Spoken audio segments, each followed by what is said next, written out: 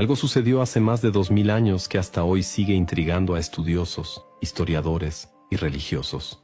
En el momento exacto en que Jesús entregó su espíritu, el mundo se detuvo. Lo imposible ocurrió ante los ojos de todos. El cielo se oscureció, la tierra tembló y hasta los muertos volvieron a la vida.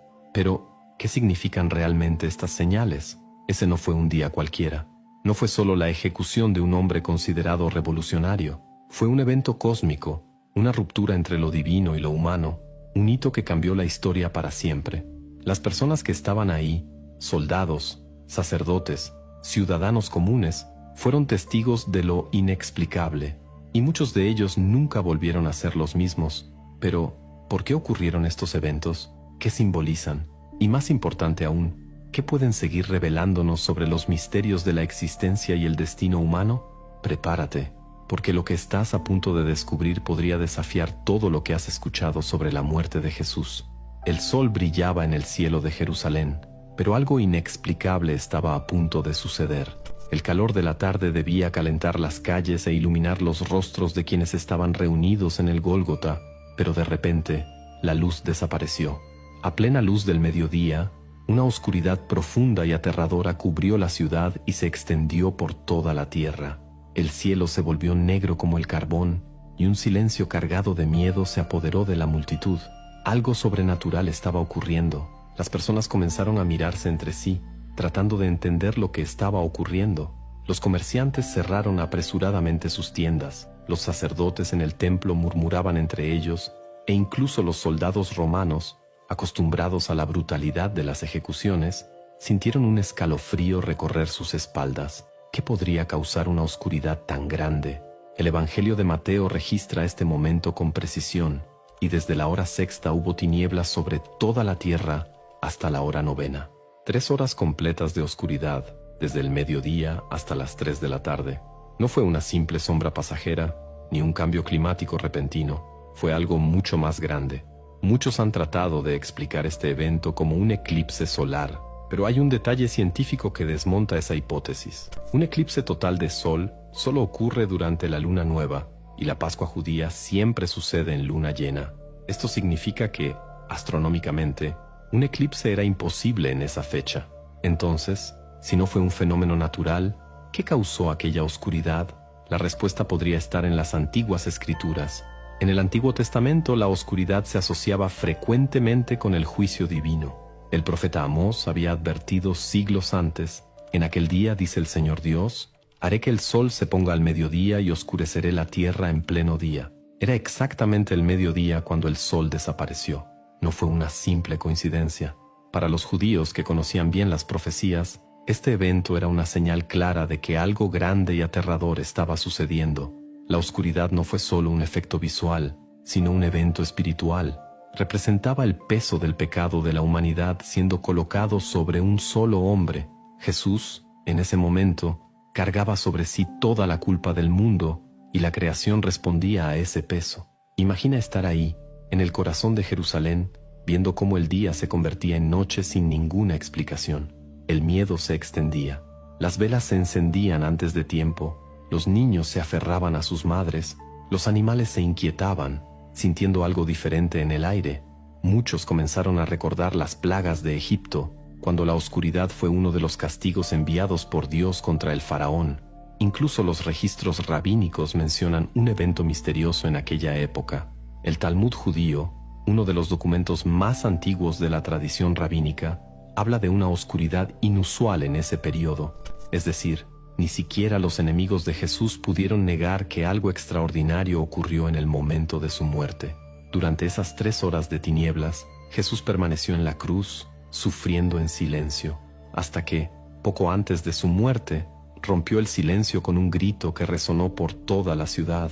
Dios mío, ¿por qué me has abandonado? Ese fue uno de los momentos más angustiosos de la crucifixión.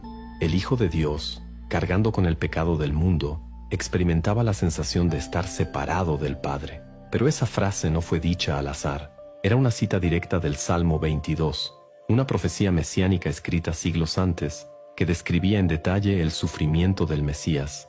A las 3 de la tarde, cuando Jesús entregó su espíritu, la oscuridad desapareció. La luz, volvió al mundo, pero nada volvería a ser igual. El cielo había dado su advertencia. La naturaleza respondía a lo que estaba sucediendo en el mundo espiritual, pero ese fue solo el primer signo. Si el propio cielo ya había demostrado que aquel no era un día cualquiera, lo que estaba a punto de ocurrir dentro del corazón del templo de Jerusalén dejaría a todos en estado de shock. La ciudad aún estaba en shock. La oscuridad que cubrió Jerusalén durante 3 horas había desaparecido, pero el miedo permanecía.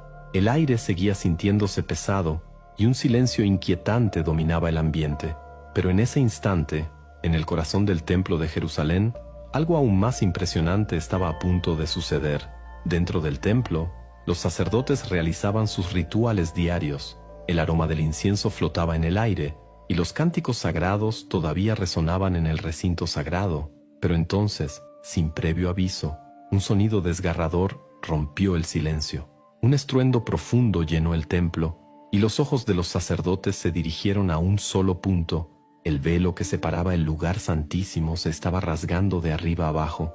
Mateo describe este momento con precisión, y en eso, el velo del templo se rasgó en 2, de arriba abajo, la tierra tembló y las rocas se partieron.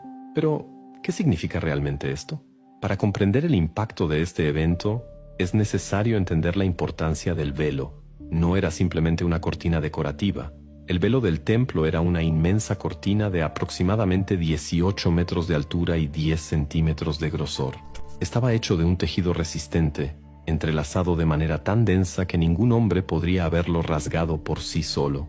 El lugar santísimo era la parte más sagrada del templo, donde solo el sumo sacerdote podía entrar, y eso únicamente una vez al año, en el día de la expiación. Este lugar simbolizaba la separación entre Dios y los hombres. El velo era un recordatorio de que el pecado alejaba a la humanidad de la presencia divina. Entonces, cuando el velo se rasgó de arriba abajo, y no de abajo hacia arriba, lo que podría haber indicado intervención humana, se estaba declarando algo al mundo. La separación había llegado a su fin.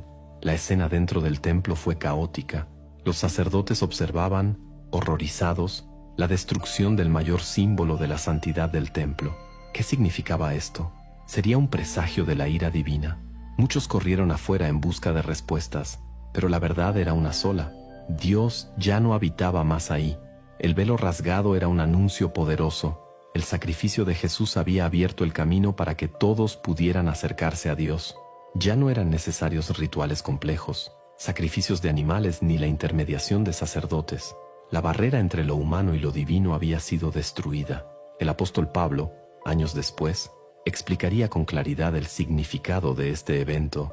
Por lo tanto, hermanos, tenemos plena confianza para entrar en el lugar santísimo por la sangre de Jesús, por un camino nuevo y vivo que Él nos abrió a través del velo, es decir, de su cuerpo. La muerte de Jesús no fue solo un evento trágico, fue el fin de una era.